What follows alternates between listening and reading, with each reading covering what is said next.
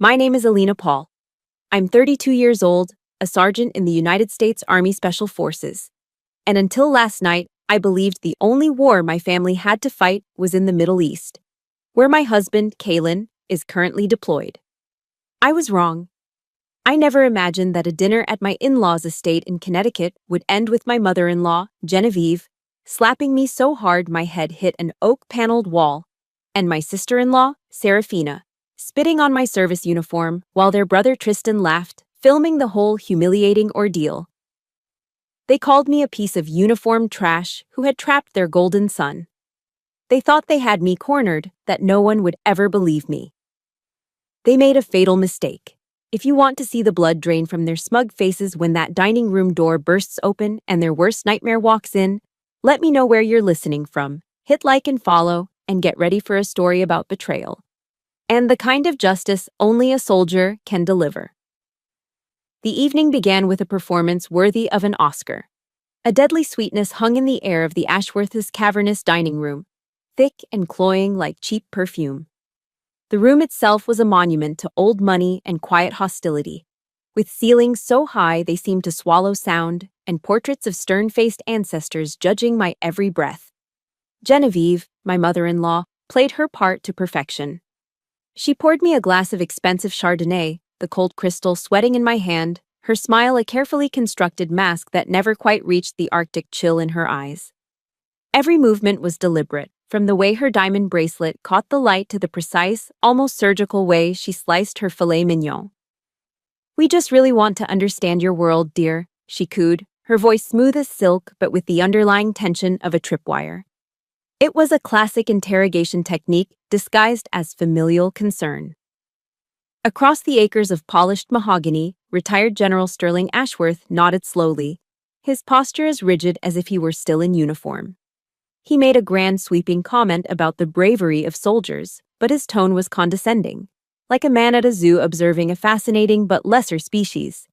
He spoke of grit and fortitude as if they were abstract concepts, not the lived, grinding reality of my life and my husband's. I knew this wasn't a peace summit. This was an enemy reconnaissance mission. They were probing my defenses, measuring my reactions, searching for a weakness to exploit.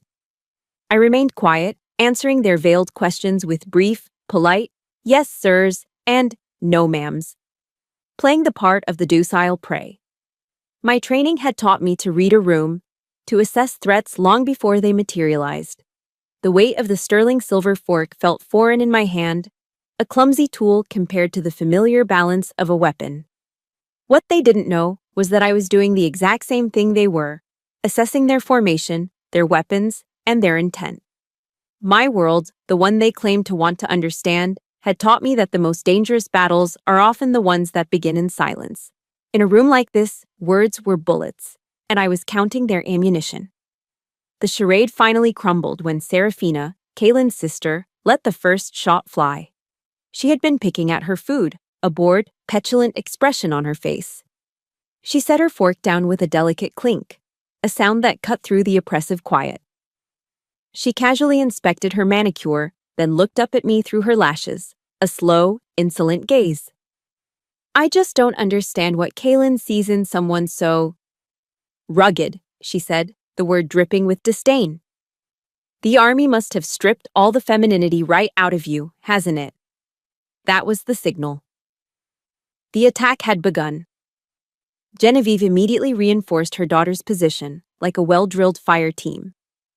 "That's precisely what worries me," she chimed in, placing a concerned hand on her chest in a gesture of flawless theatrics. "Alina, my son needs a wife who can attend society galas, who can host fundraisers, not someone who only knows how to handle a rifle." Their words hung in the air, sharp and ugly, sucking the oxygen from the room. Every part of my training, every ounce of discipline, screamed at me to maintain my composure, to not give them the emotional reaction they craved. An emotional target is an easy target. I thought of Kalen, of his face on our last video call, tired and dusted with sand but lighting up when he saw me. That thought was my armor. I took a slow, deliberate sip of my wine, letting the silence stretch, forcing them to wait. Then I met Genevieve's gaze, my voice level and calm. Kaylin fell in love with the person I am, not the version you wish I was. That single sentence was the detonator. You insolent thing! Genevieve shrieked. The mask of high society elegance evaporated, revealing the raw, unfiltered hatred beneath. Her face flushed a blotchy red, her lips pulled back from her teeth. She moved faster than I anticipated. Her hand flew across the table. It wasn't just a slap. It was a shove, a calculated blow meant to unbalance me. The force of it sent my chair skidding back on the marble floor, and the back of my head connected with the hard, oak-paneled wall with a sickening thud. A sharp, blinding pain shot down my spine, but it was nothing compared to the humiliation that burned 1,000 times hotter. I am a soldier. I have been trained to endure the harshest conditions imaginable, to push through pain that would break most people. But no training exercise, no Sears school simulation, can ever prepare you for a physical assault from the woman you are supposed to call mother. It was a violation of a fundamental law of nature. In the split second after the impact, I saw a flash of panic in her eyes. Not remorse for her action, but the primal fear of a predator who has just realized its attack might have been witnessed. Before the stars finished exploding behind my eyes, Serafina was there, standing over me, a vulture circling. Her face was twisted in a sneer of pure triumph. She stared down, her eyes fixated on the decorations pinned to the chest of my Army Green Service uniform. The Silver Star, for gallantry in action. The Bronze Star, for meritorious service in a combat zone. The Purple Heart, for being wounded by the enemy. Medals my husband had proudly, gently pinned on me himself, his fingers brushing against the fabric with reverence. Garbage, she whispered, her voice laced with venom. And then she spat. The sound was obscene in the silent room. A thick glob of saliva landed squarely on the uniform, sliding down the dark olive fabric to rest on the white name tape, right over the block letters spelling Paul. It wasn't just a personal insult. It was a desecration, a sacrilege. They had defiled the uniform, the very symbol of the honor that I and thousands of soldiers, sailors, airmen, and Marines had bled for, fought for, and died for. An ice-cold rage, clean and pure, surged through my body. It wasn't hot and messy. It was the focused, chilling fury of a sniper acquiring a target. My breathing evened out. My heart rate steadied. The pain in my head receded to a dull throb. The world sharpened into crystal-clear focus. Across the room, Tristan, the youngest, let out a delighted, wheezing laugh, his smartphone held high, its lens a malevolent red eye capturing every single moment for his future amusement. In that instant, they ceased to be family. They became objectives, hostile targets. And they had no idea that even in the midst of chaos, a soldier is always looking for one of two things: an exit strategy or a weapon. The chaos in the dining room seemed to fade to a dull, distant roar. The throbbing at the back of my skull became a steady, rhythmic drumbeat, but the cold, clear rage held me steady. My eyes, however, were locked on the ugly, glistening stain on my uniform. It was a focal point, an anchor in the storm of the present. And as I stared at that violation, that deliberate mark of defilement on the name Paul, my mind broke away from the battlefield of the present and retreated into the archives of the past, searching for the origins of this war I hadn't known I was fighting. The memory that surfaced first was one of pure, undiluted pride. I was standing in my childhood bedroom in our small house in Ohio, the scent of my mom's long-gone pot roast still seeming to linger in the floral wallpaper. The room was the same, but I was different. I was looking at myself in the full-length mirror my dad had mounted on the back of the door, and I was seeing a stranger I had worked my entire life to become. It was the day I was issued my Army Greens for the first time. I remembered the sheer weight of the serge wool on my shoulders, the satisfying rasp of the fabric as I moved. It wasn't just clothing, it was a mantle. Every crisp crease, every gleaming brass button, every precisely placed insignia was a testament to an oath I had taken. An oath of service, of sacrifice, and of honor. My father, a retired steelworker with hands as gnarled and strong as old oak roots, stood in the doorway. He was a man of few words, his emotions forged and tempered in the blast furnaces that had defined his life. But when he saw me, his daughter, reflected in that mirror, his quiet composure shattered. His eyes, the same clear blue as my own, welled up with tears that traced clean paths through the faint smudges of grease that never quite washed away. His voice was thick with an emotion I had rarely heard from him. "You're wearing the whole country now, Alina," he'd said, his hand briefly touching the American flag patch on my sleeve as if it were a holy relic. "Don't you ever forget what that means." Now, that same uniform, a symbol of my father's tears and a nation's trust, was soiled by the casual hatred of people who had never known a single day of honest labor or a single second of sacrifice for anyone but themselves. The contrast was a physical blow, as real and as painful as the one Genevieve had just dealt me. That memory triggered another, colder one. The first time Kaylin took me to Greenwich. The Ashworth estate wasn't a home. It was a fortress of wealth, imposing and utterly devoid of warmth. Manicured lawns rolled out like a sterile green carpet, and the house itself seemed to look down on the world with aristocratic disdain. Inside, it was a museum of uncomfortable furniture and unspoken rules. Genevieve had looked me up and down, her eyes performing a clinical assessment, as if I were a strange insect she'd found crawling on her marble floors. Serafina, oozing condescension, had asked me with a saccharine smile if I knew which fork to use for the salad course. Her question was a thinly veiled insult, a way of marking me as an outsider. Later that night, in the sterile guest room that felt more like a luxury prison cell, Kaylin had apologized, his face etched with a mixture of love and frustration. "Just give them time, Allie," he'd pleaded, his voice full of a desperate hope that I now recognized as tragic. "They'll see how incredible you are, I promise." And I believed him. I, a soldier trained to identify threats and assess hostile environments, had willingly walked into the most obvious ambush of my life. I was naive.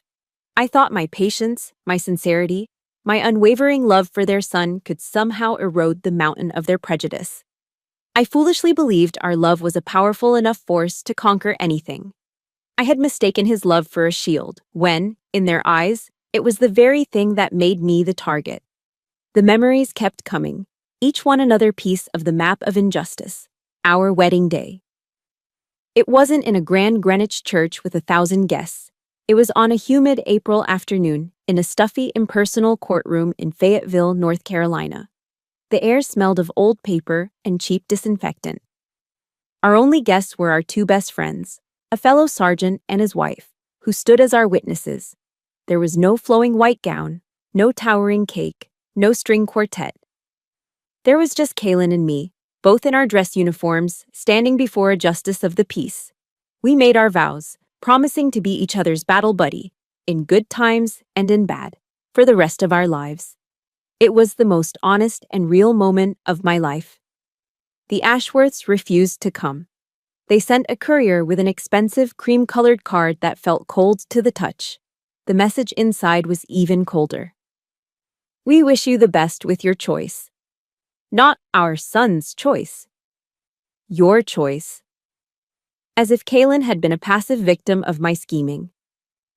I saw the flicker of deep hurt in Kaylin's eyes before he masked it with a smile for my sake. He had chosen me over their expectations, over their dynasty, and for that, I'd been tried and found guilty. They would never, ever forgive me for it. The torrent of memories finally brought me to just a few days ago, to the last video call with Kaylin.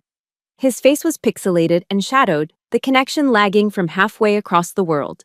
He looked exhausted, his jaw tight with the constant stress of deployment, a fine layer of Middle Eastern dust clinging to his skin.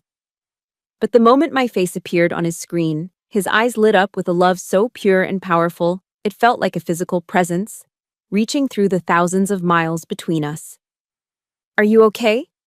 Are they behaving?" he had asked, his voice rough with fatigue but sharp with concern. He knew them. He knew what they were capable of. And I lied. I looked into the eyes of the man I loved more than life itself, and I lied to protect him. "Everything's fine, honey. I can handle them," I'd said, forcing a cheerful smile. I didn't want to add the weight of his family's war to the burden of the one he was already fighting.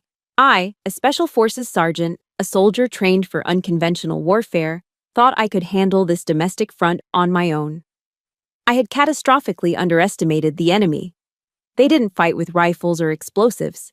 Their weapon of choice was cruelty, a quiet and patient poison, and it was a weapon that could penetrate any armor. In the quiet aftermath of that night, the cold rage that had crystallized inside me didn't dissipate. It settled deep into my bones, becoming a silent, watchful companion. The map of past injustices was now laid bare, and with that clarity came a quiet, resolute acceptance of my reality. I was on my own. The life I had with Kalen was a world away from the one the Ashworths inhabited, and in his absence, I was a lone operator on a hostile front.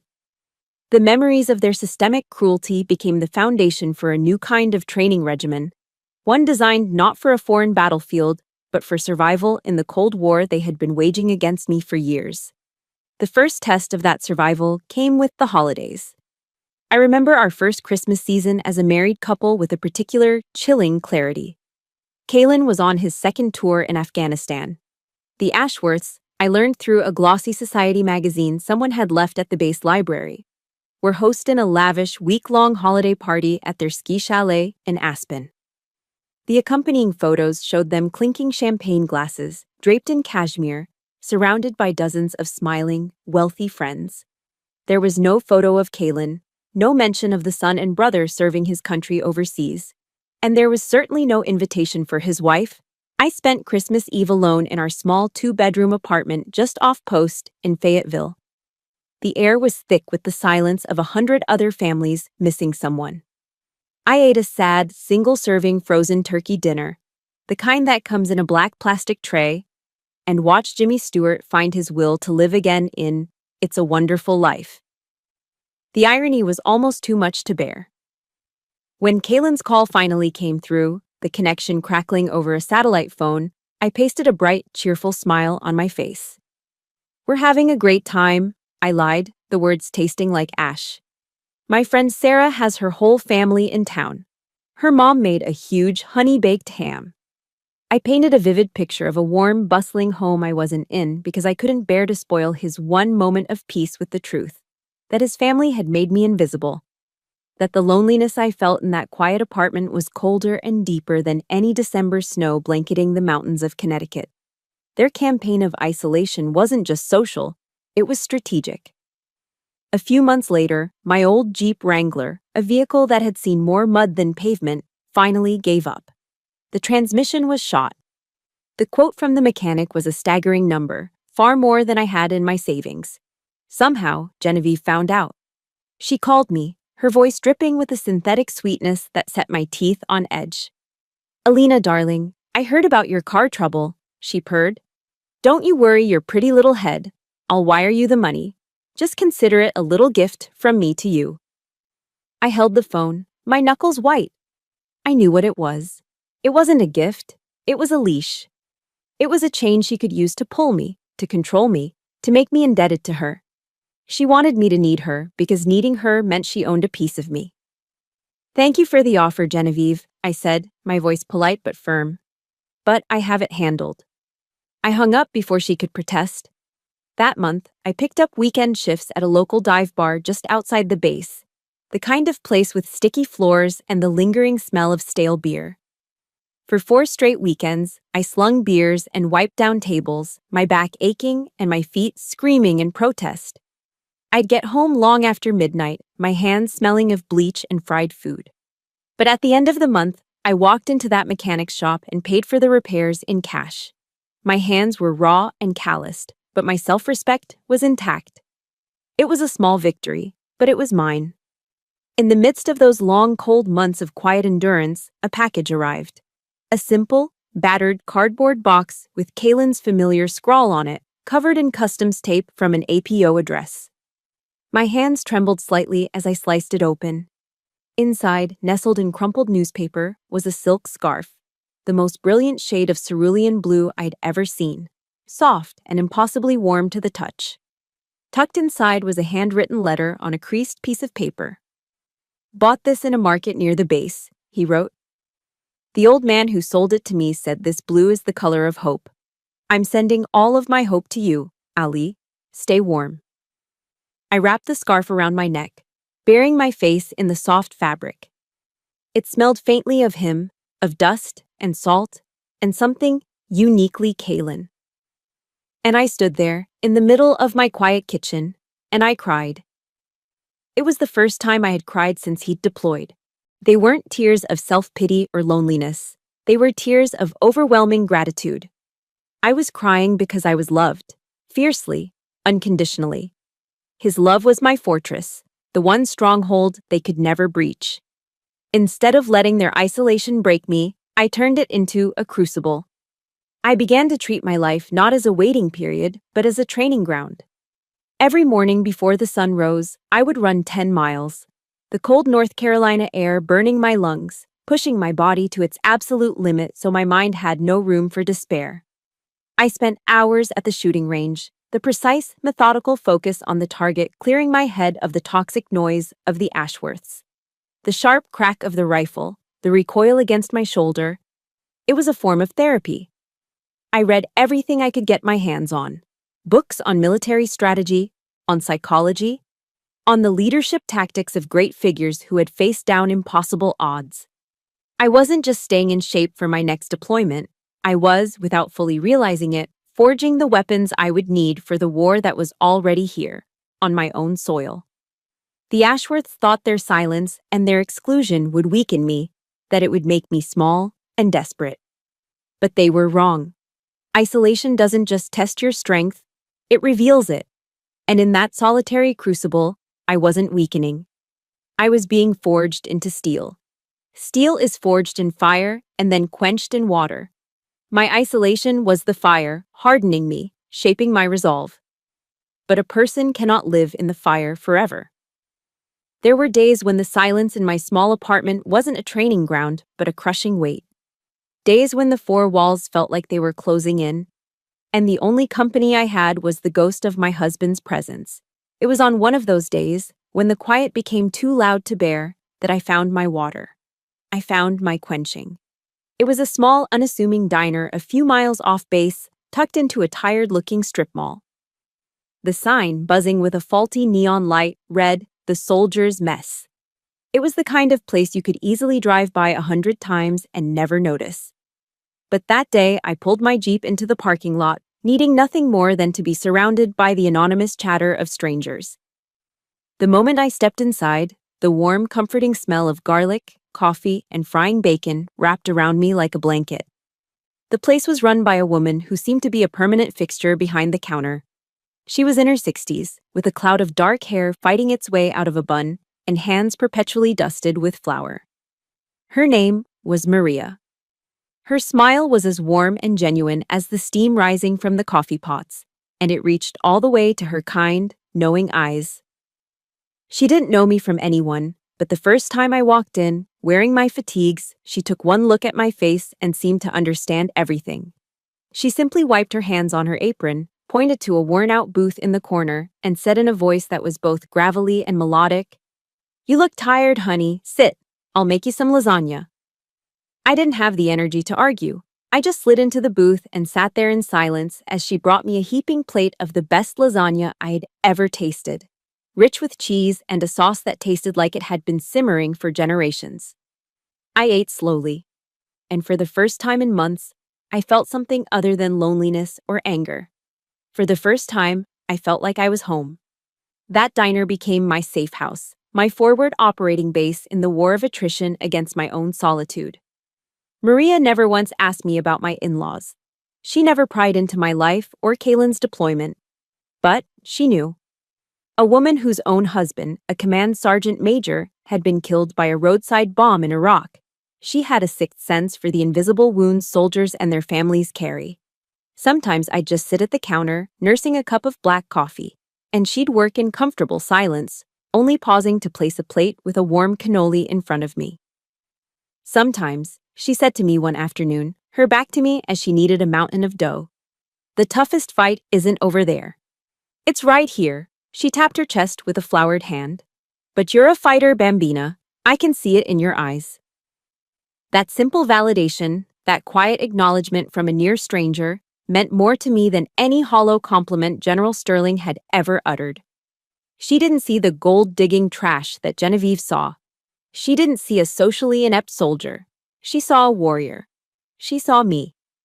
My second ally appeared in the one place I went to exercise my demons, the base gym.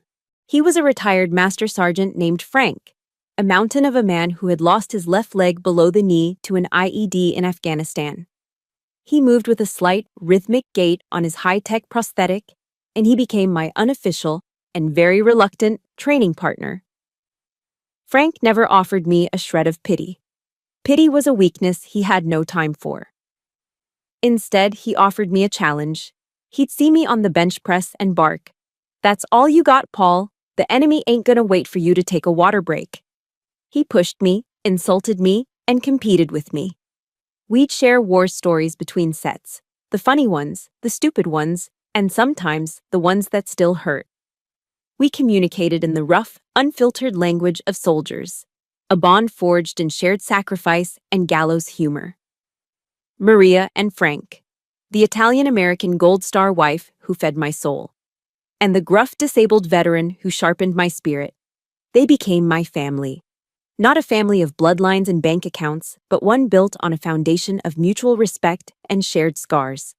They were the family I chose, the family that chose me. One evening, after a particularly grueling session, Frank tossed a book into my lap. "The wife is making me read this stuff. You should probably read it too," he grumbled, trying to sound annoyed, but I saw the flicker of concern in his eyes. The book was Daring Greatly by Brené Brown. That night, I didn't sleep. I read. I devoured every word. I saw myself on every page, the stoicism, the refusal to show weakness, the armor I had so carefully constructed around my heart. I realized that my silence, my determination to handle everything on my own, wasn't just strength. It was also a form of fear. Fear of being a burden. Fear of being seen as weak. Brené Brown wrote, "Vulnerability is not winning or losing. It's having the courage to show up and be seen when we have no control over the outcome." The words hit me like a physical force. They gave me permission to feel something other than rage or resolve. They gave me permission to be human. It makes me think about all the Mariahs and Franks out there in the world. The people who step in and become the family we need, right when we need them the most. If you have someone like that in your life, someone who saw you when you felt invisible, I want you to hit that like button right now in their honor. And in the comments below, just write the name of your chosen family member. Let's fill this space with their names.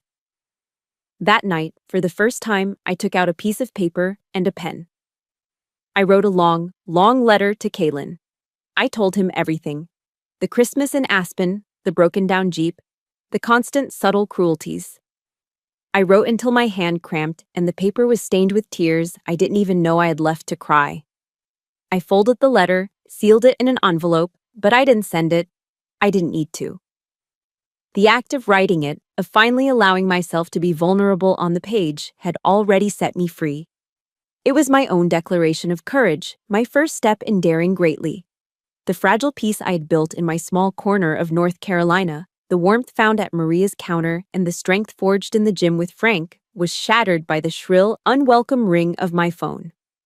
I saw the name flash on the screen, Genevieve Ashworth, and a cold dread washed over me. For a foolish, fleeting second, a tiny, naive part of me wondered if this was it. The apology. The olive branch. The part of my heart that still believed in family dared to hope. I was wrong. "Alina, darling," her voice slithered through the phone, coated in a layer of sweetness so thick it was alarming.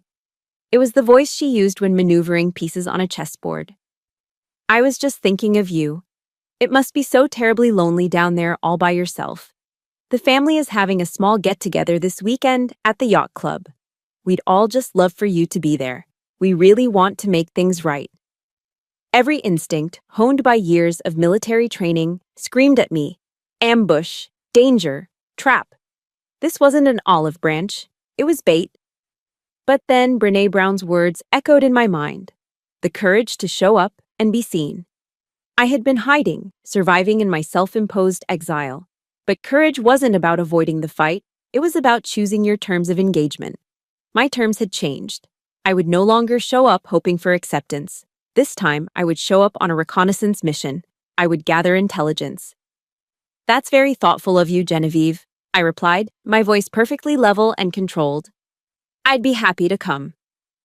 When I told Maria, she was wiping down the counter at the diner. She stopped, rag mid-air, her warm eyes filled with a deep, maternal worry. She reached across and squeezed my hand.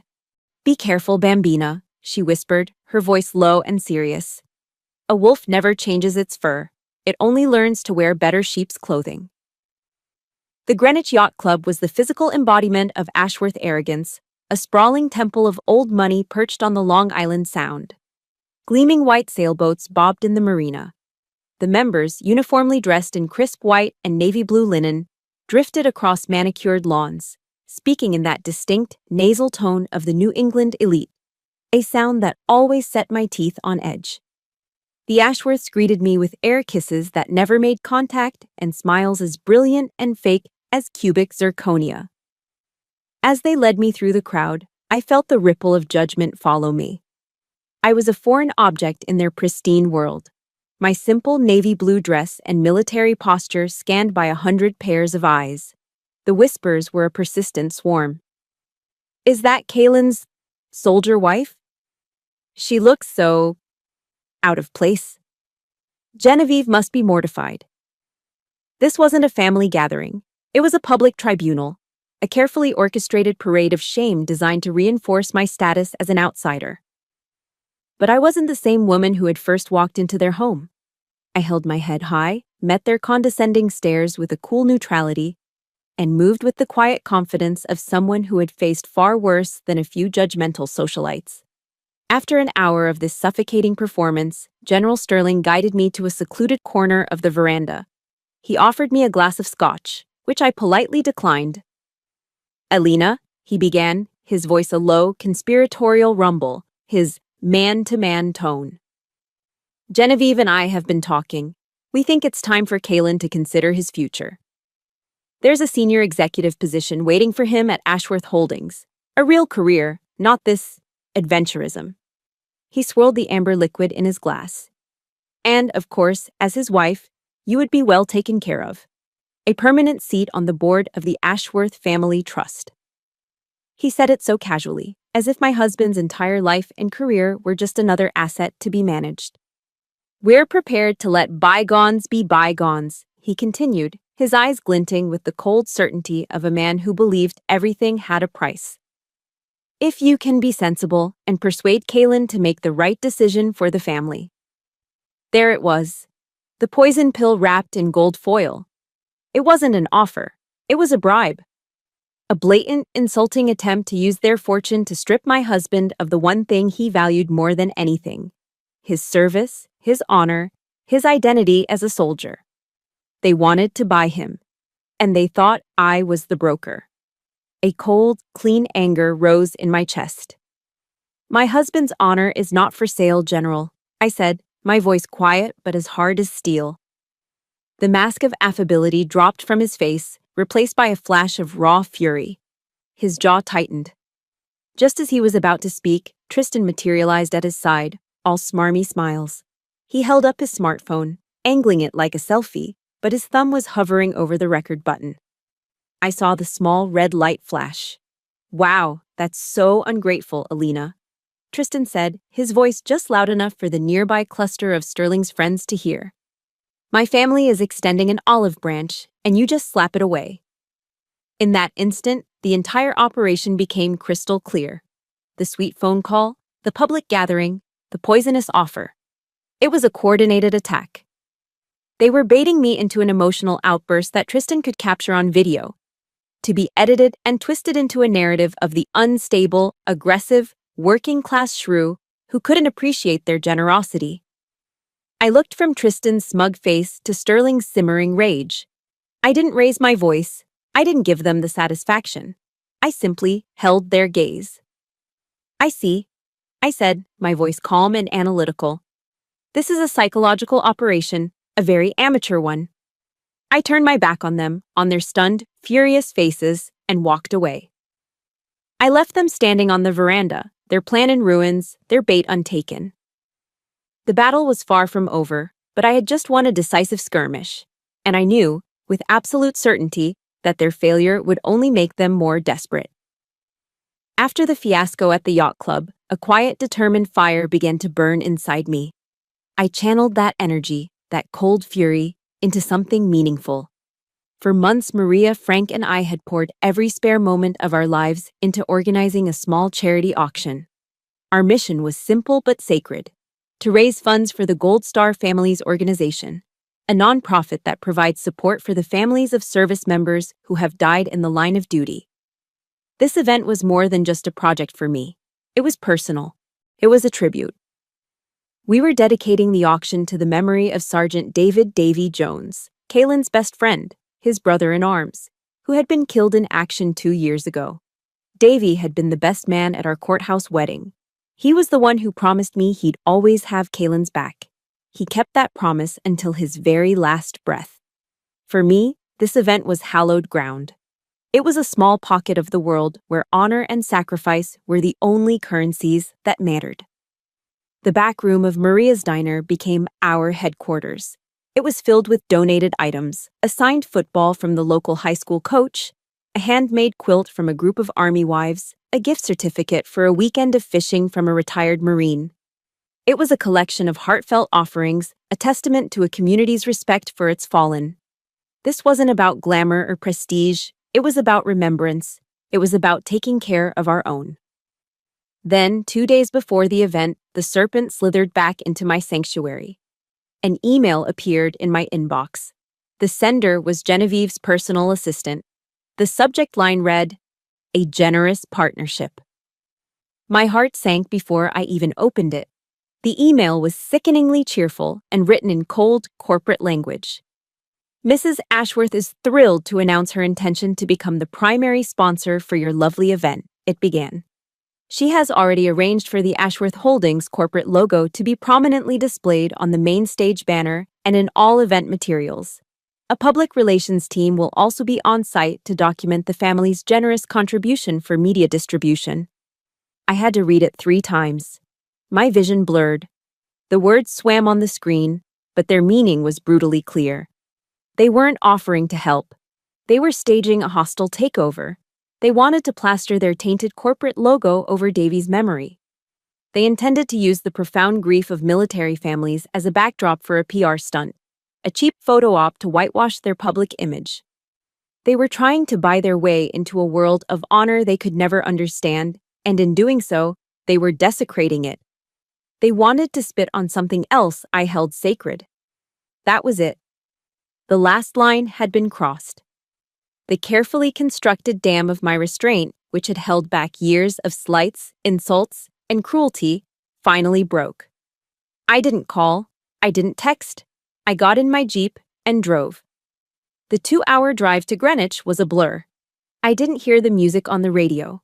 I didn't see the fall foliage of the Connecticut countryside. All I saw was red. A cold, focused, tactical rage settled over me. This was no longer a family dispute. This was a desecration. And they had just declared war on the memory of my friends. I didn't bother knocking. I pushed the heavy oak door to the Ashworth mansion open and walked straight in. The family was assembled in the cavernous living room, sipping afternoon cocktails, laughing at some vapid joke. They looked up, their smiles freezing on their faces as they saw me. I must have looked like the angel of death. "Get out of my event," I said. My voice was low, devoid of all emotion. It was as cold and sharp as a shard of ice. Genevieve was the first to recover. She let out a condescending little laugh, a tinkling sound that grated on my nerves. "Don't be so naive, Alina. We're helping you. The Ashworth name brings prestige. It will help you raise far more money than you ever could on your own." "I don't want your dirty money," I snarled, the sound ripping from my throat. "This isn't a business transaction. This is about honor." Serafina, lounging on a silk chaise, scoffed. She looked me up and down with pure contempt. "Honor?" she sneered.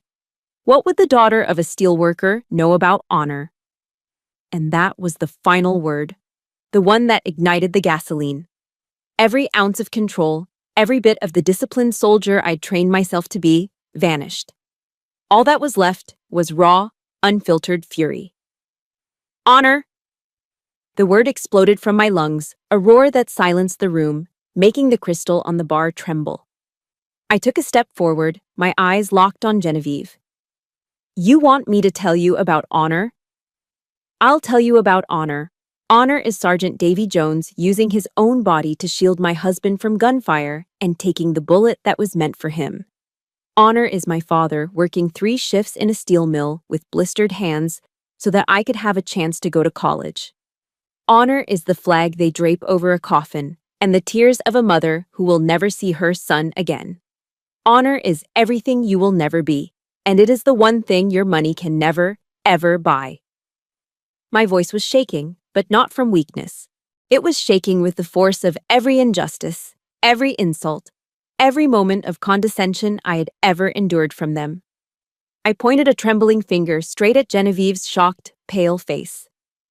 You have made a fatal mistake, I said, my voice dropping back to a lethal whisper. You have stepped onto my battlefield, and I swear to you, from this moment on, my silence is over. The war has begun. I turned on my heel, my back straight, leaving them frozen in a stunned tableau of their own making. As I walked out that door, I knew what I had to do. I wasn't just going to protect myself anymore. I was going to dismantle them. There are some things in life that are sacred. Family, love, and for many of us, the honor of those who serve and sacrifice. They crossed a line that should never have been crossed. If you believe in defending that kind of honor, hit the like button for every soldier like Davy Jones. And in the comments, I just want you to write one single word that the Ashworths will never understand. Honor. I knew they had underestimated me before, but now they had no idea of the enemy they had just created. The drive back to Fayetteville from Greenwich was a silent, 2-hour blur of highway lights and simmering focus. The explosive rage that had erupted in the Ashworths' living room had cooled, crystallizing into something far more dangerous. Cold, clear, tactical certainty. My emotions had been a liability. Now they were fuel. The war had been declared. So what was my first move? In every military operation, the first step is to secure your base and assemble your assets. My apartment, paid for by a trust controlled by the Ashworths, was compromised territory. So I didn't go home. I went to the one place I knew was safe. I walked into Maria's diner just before she closed up for the night. Frank was sitting at the counter, nursing a cup of black coffee. They both looked up as I entered, and the question was in their eyes. They didn't need to ask. They saw it on my face. I need a secure operating base, I said, my voice flat, professional. It was the same tone I would use to brief a mission. And I need my team. Maria didn't hesitate. She simply nodded, untied her flour-dusted apron, and hung it on a hook. The diner is yours, she said. Whatever you need. Frank pushed his coffee cup aside and gave me a grim, determined look. Just give us our orders, Sergeant. With my command center established, it was time to call in my specialists. I didn't call a lawyer first. That was a conventional weapon for a conventional fight. This was something else. I pulled out my phone and made the most important call of the night. It rang twice before a familiar, slightly nerdy voice answered. Talk to me, he said. Hey, wizard, I replied, a small smile touching my lips for the first time that day. It's Ali. I need you to do some of your magic for me. Wizard, Sergeant Marcus Thorne, was a legend in the signal intelligence community. We had served together on a deployment years ago. He was the guy who could pull a ghost out of a machine. I gave him a brief, unembellished summary of the situation. He didn't ask for details. He didn't question my motives. The only thing he asked was, "Are you safe?" "I am," I confirmed. "Good. Send me the IP address for their main network. Consider it done, Ali." He hung up. That was the beauty of the Brotherhood of Soldiers. Loyalty is the default setting. It doesn't need to be earned twice. A few hours later, as the 3 of us sat in the small, cluttered back office of the diner, surrounded by boxes of pasta and canned tomatoes, my laptop pinged. an encrypted link from Wizard. I clicked it, entered the password he'd sent, and began the download. It was a massive file, terabytes of data. "What is it?" Maria asked, peering over my shoulder. "The ammunition," I replied. It was everything. Footage from every security camera inside and outside the Ashworth mansion, going back 6 months. For the next several hours, Frank and I sat in silence, the only sound the hum of the old refrigerator and the click of the mouse as I navigated through the video files. Maria kept us supplied with fresh coffee. It was worse than I could have imagined. We watched a highlight reel of their contempt. We saw Genevieve on the phone with one of her friends, mocking my Ohio accent. We saw Serafina finding the small, thoughtful Christmas gift I had left for her, a first edition of her favorite book I'd hunted down in an old bookstore, and tossing it directly into a trash can with a look of disgust. We saw General Sterling, on the veranda with a colleague, referring to his son's marriage as a temporary embarrassment. And then, we found the footage from that night. The night of the ambush. It was all there, captured in high definition from 3 different angles. The slap, the spit hitting my uniform, Tristan's gleeful laugh, the cold, cruel words, the conspiracy. Frank, a man who had seen the worst of humanity on the battlefield, let out a slow, heavy breath. He shook his head, his eyes fixed on the screen. "Jesus, kid," he whispered, his voice thick with disgust. "This isn't a family. It's a goddamn crime syndicate." Seeing the raw, undeniable proof was like pouring salt on a wound, but it was also clarifying. It burned away any lingering doubt, any shred of sentimentality. It solidified my resolve into something unbreakable. I took a large sheet of butcher paper from a roll Maria used for table coverings and spread it across the table. In the center, I wrote the mission objective: target, justice, and boundaries. From that central point, I began to map out my war. My plan would advance on 3 fronts. The first was legal. I needed a lawyer, but not just any lawyer. I needed someone who specialized in domestic abuse and harassment cases, and preferably, a veteran. Someone who understood the language of honor and wouldn't be intimidated by the Ashworth name or their high-priced legal team. The second front was information warfare. My strategy here was simple. Go dark. Maintain absolute silence and let them make the first move. They had Tristan's edited video. They thought it was their ace in the hole. My unedited, multi-angle footage wasn't just a weapon, it was a tactical nuke, to be deployed only when it would cause maximum strategic damage. Sun Tzu's words, which I'd scribbled on a sticky note and stuck to my bathroom mirror years ago, came to mind. Know your enemy and know yourself, and you will not be imperiled in 100 battles. The third and most critical front was personal. I had to inform Kalen. He deserved to hear the unvarnished truth directly from me, not through the twisted lies of his family. I knew a phone call was too risky and too emotional. He was in a hostile environment. He needed to be focused on his mission, not on a war back home. So, I opened my encrypted email client and composed a message to his secure address. I wrote it like a situation report, concise, factual, and to the point. I told him the situation on the home front had escalated, that hostile actions were taken by his family, and that I had secured evidence and was proceeding with countermeasures. I assured him my personal security was guaranteed and told him to remain focused on his mission. I ended it with, "I love you, over and out." I hit send. There was no part of me that worried he wouldn't understand. We were more than husband and wife, we were teammates. He would trust my judgment. He would trust that I had the situation under control. This was my fight to start, but I knew, with every fiber of my being, that he would be there to help me finish it. The Ashworths, cornered and panicked, made a classic tactical error. They underestimated their enemy. My silence wasn't weakness, it was discipline. It was the calm before the storm. And they, in their arrogance, walked right into it. 2 days after my visit, my lawyer, a retired Marine colonel named Jackson, who had the calm, predatory stillness of a sniper, forwarded me an email he'd received. The Ashworths were calling a press conference at the Manhattan office of their high-powered law firm. Wizard, my friend from Signal Intelligence, had already worked his magic. He sent me an encrypted file containing the press conference's guest list and talking points. It was exactly as I'd predicted. They had invited a handful of sympathetic journalists and were preparing to paint me as an unstable, gold-digging aggressor. The centerpiece of their presentation would be Tristan's carefully edited video, designed to show me as the unhinged villain. Wizard sent a follow-up message. "They're planning a public execution, Allie. Be careful." I typed back a short reply. "They're not preparing for my execution, Wiz. They're setting my stage." On the day of the press conference, Colonel Jackson and I arrived at the sleek, soulless skyscraper in Midtown Manhattan. We didn't go inside. We waited in the black town car parked across the street, watching the curated list of reporters file into the building.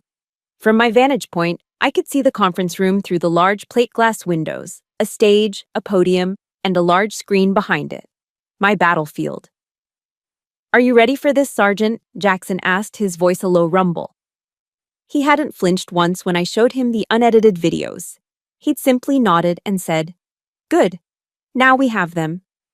"Yes, sir," I said, my heart beating a steady, rhythmic drum against my ribs. "The operation is a go." We watched as the Ashworth clan took their places.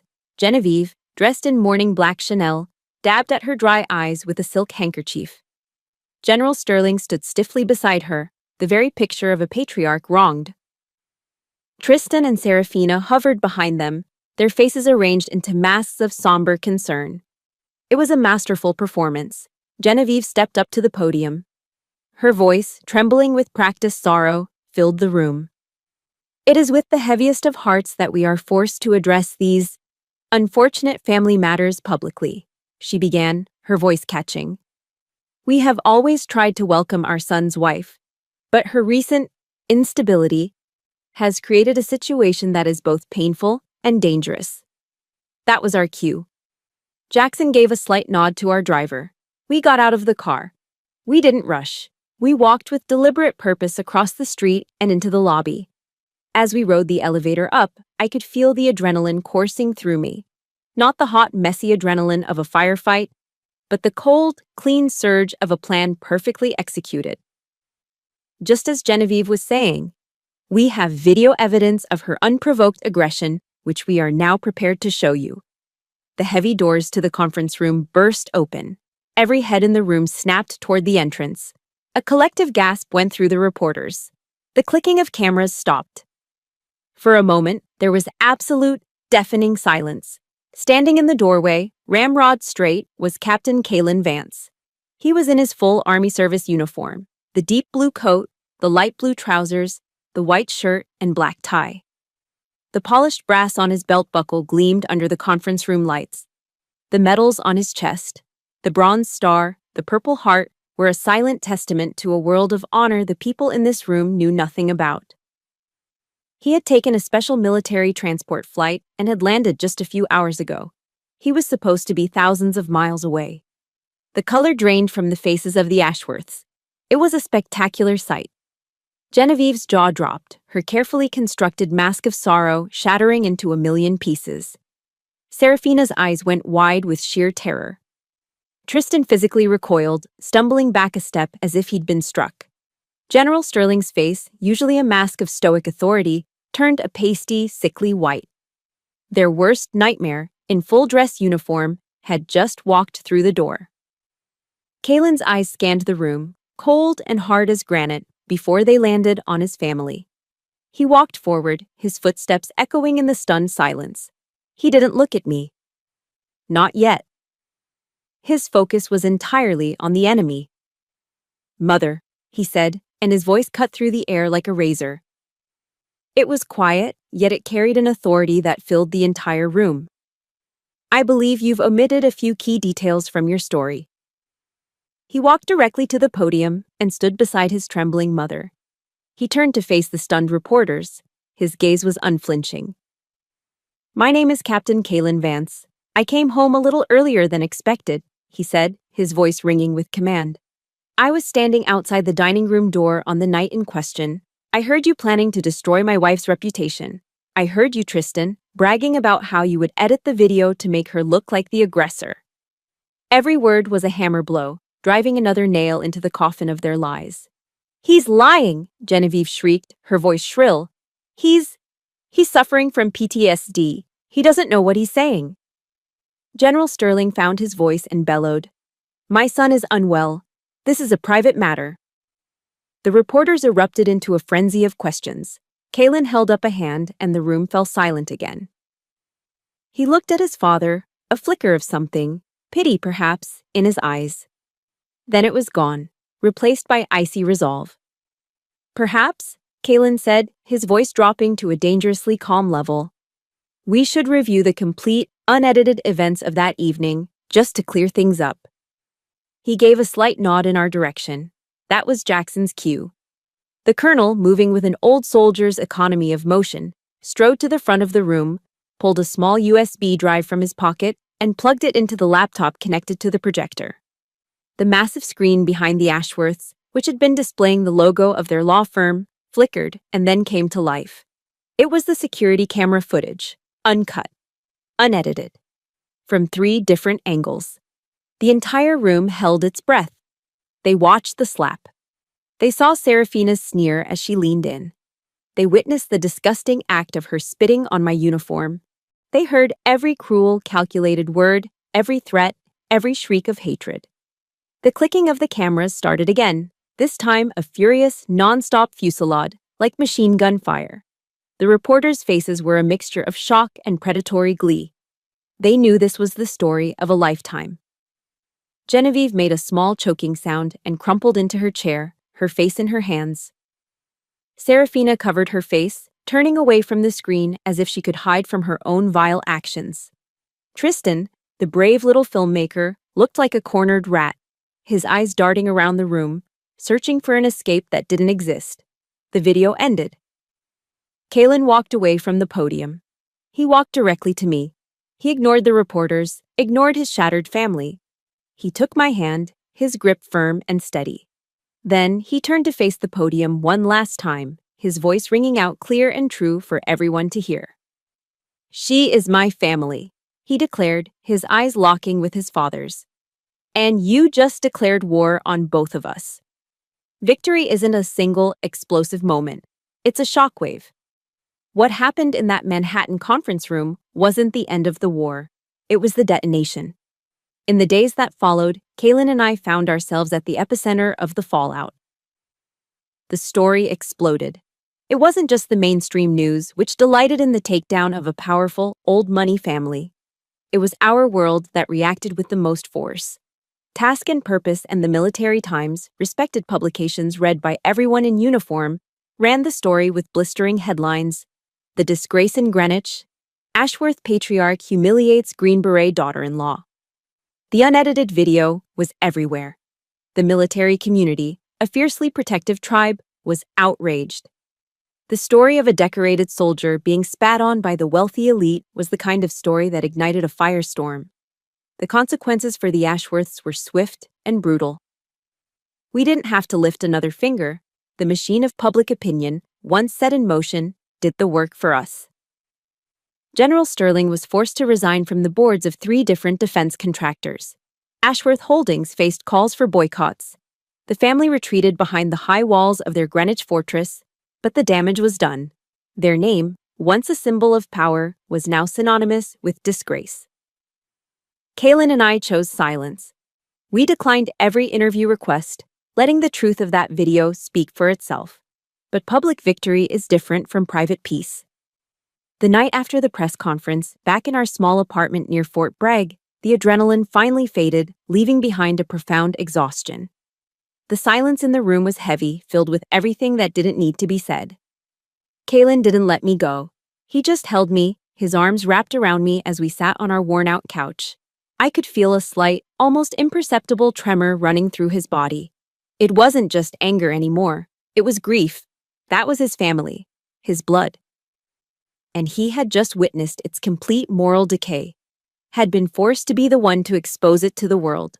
A son should never have to do that. "I'm sorry, Allie," he whispered into my hair, his voice thick. "I'm so sorry I didn't protect you from them sooner." I leaned back and looked at him, at the deep sadness in his eyes. "You were there when it mattered most," I said softly. "You came home. You chose the right side, teammate." He managed a small, pained smile. "Always," he said. That was all we needed. In that moment, the noise of the outside world faded away, and it was just us. Two soldiers in the quiet aftermath of a battle won, beginning the long process of counting the costs. A week later, a crisp cream-colored envelope arrived via messenger from Colonel Jackson's office. It was from Genevieve, drafted by her legal team.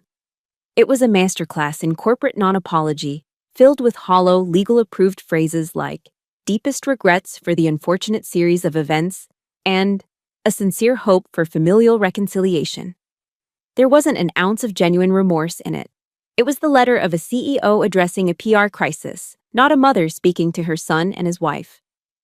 That evening, Kaylin and I took the letter out to the small, patchy backyard of our apartment building. We stood by the rusty communal grill, the last rays of the North Carolina sun painting the sky in shades of orange and purple.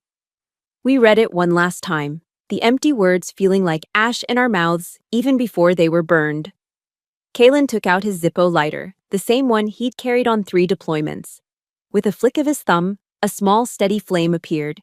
He held it to the corner of the expensive paper. We watched as the fire caught, curling the edges, turning the carefully crafted lies black. The flames consumed deepest regrets and devoured hope for reconciliation until there was nothing left but a fragile, glowing skeleton of ash. "There's no going back," Kaylin said, his voice quiet but resolute. The last of the embers floated up into the twilight and disappeared. "We build our own family, Ali, starting now." He was right. The final step was to make that separation official, to turn our emotional boundary into a legal fortress. Colonel Jackson drafted the settlement agreement. The terms were non-negotiable. The Ashworths were to issue a formal public apology drafted by us. They were to make a substantial 7-figure donation to the Gold Star family's charity we had organized the fundraiser for. And the most important term, a permanent, legally binding, no-contact order. Any attempt to contact us, directly or indirectly, would be considered harassment and would trigger severe legal penalties. They signed it without a fight. They had no other choice. We had established a demilitarized zone around our lives, a line they could never cross again. In the quiet days that followed, I thought a lot about forgiveness. There's a passage in the Bible, in Matthew, about forgiving someone 70 times, 7 times. I used to think that meant you always had to let the person back into your life. I don't believe that anymore. I forgave them. Not because they deserved it. Not because they asked for it. I forgave them because I deserved peace. Holding on to that much hatred is like carrying a rucksack full of stones on a 20-mile march. It only weighs you down. My forgiveness was me letting go of the weight of my hatred, not me opening the door for them to come back in. Some doors need to stay closed. They need to be locked, bolted, and barricaded, not for their sake, but for yours. The ashes from that letter, and from our old life, settled 6 months later in the rich, dark soil of Virginia. We left North Carolina behind. Using the settlement money and our savings, we bought a small plot of land nestled deep in the Blue Ridge Mountains. Our new home was a log cabin, solid and unassuming, with a wide porch that overlooked a sprawling valley. There was no Greenwich luxury, no cold marble or pretentious art. There was only the quiet majesty of ancient mountains and a sky so full of stars it took your breath away. This was our new forward operating base, our sanctuary. Here, we made the rules. Every morning, we'd sit on that porch with steaming mugs of coffee, watching the mist burn off the valley below, breathing in air that smelled of pine and damp earth. It was a kind of peace I'd never known, a quiet so profound it felt like it could heal wounds you didn't even know you had. The ghosts of the Ashworths couldn't reach us here. Their world of poisonous whispers and calculated cruelty simply couldn't exist in a place like this. Kaylin, true to his word, continued to serve, but in a new capacity. He took a position as a lead instructor at a nearby training academy, shaping the next generation of soldiers. His war was over, His new mission was to pass on his wisdom. And I, after many long nights spent staring at that starry sky, found my new mission too. I started a nonprofit organization, a small project that grew from the deepest parts of my own scars. I called it the Vanguard Project. We run intensive survival and resilience retreats exclusively for female service members. On our land, in the heart of these mountains, I teach them the skills that saved me. I teach them how to navigate by the stars when all their equipment has failed. I teach them how to build a fire in the pouring rain when they're cold and exhausted. And most importantly, I teach them how to identify and counter an enemy who doesn't wear a uniform, the kind that smiles at you across a dinner table while planning your destruction. I took my own personal battlefield and turned it into a training ground for others. I took my scars and made them into a map. Life settled into a beautiful, predictable rhythm. The changing of the seasons, the hard work of maintaining the land, the quiet joy of building a life together from the ground up. Then, one crisp autumn afternoon, everything changed again. Kalen was outside, the rhythmic thwack of his axe splitting firewood echoing through the cool air. I watched him from the porch for a moment, the strong, steady man who was my anchor. I took a deep breath and stepped outside. "Captain," I said, my voice even and formal, just a hint of a smile playing on my lips. "I have a situation report for you." He stopped, sinking the axe into the chopping block. He wiped the sweat from his brow with the back of his arm and turned to me, a quizzical look on his face. "Go ahead, Sergeant, report." I walked over to him, took his calloused, wood-scented hand, and placed it flat against my stomach. I looked him right in the eye. "We have a new recruit joining the team," I whispered. "ETA is approximately 7 months." He froze. His entire body went still. The playful smile on his face dissolved, replaced by a look of stunned disbelief. His eyes, the same clear blue eyes that had seen so much conflict, widened. He looked down at my stomach, then back up at my face, searching for confirmation. I just nodded, a tear escaping and tracing a path down my cheek. And then, Captain Kalen Vance, the hardened Green Beret who had faced down enemies in the mountains of Afghanistan, did something I had never seen him do before. He dropped to his knees in the dirt and the wood chips. He gently pressed his ear against my stomach, his big shoulders starting to shake. He began to cry, not quiet, dignified tears, but deep, racking sobs of pure, unadulterated joy. Sobs of healing. Sobs for a future we had fought so hard to claim for ourselves. Later that evening, as we sat on the porch watching a fiery sunset bleed across the mountain peaks, I leaned my head on his shoulder. We knew what our next mission was. We would raise this child under a new set of rules. The Vance Protocol. Rule number 1. Loyalty is paramount. You stand by your team, always. Rule number 2. Honor isn't something you have, it's something you do.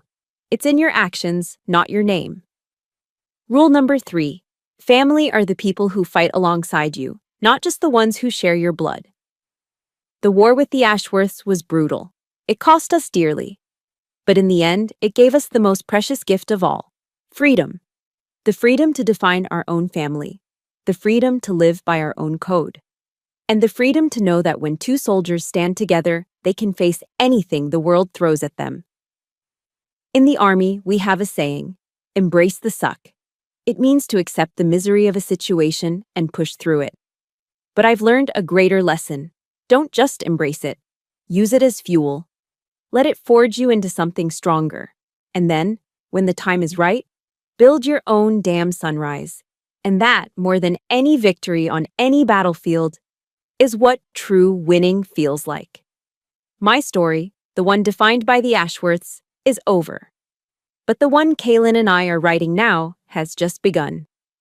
The Vance Protocol guides our family, but its most important lesson is that you have the power to write your own rules for life. My journey is proof that you can break free from the protocols others force upon you and create your own. For more stories about resilience and forging your own path, make sure you hit subscribe and turn on notifications. I want to leave you with one question. In the comments below, tell me, what is rule number 1 in your protocol for life?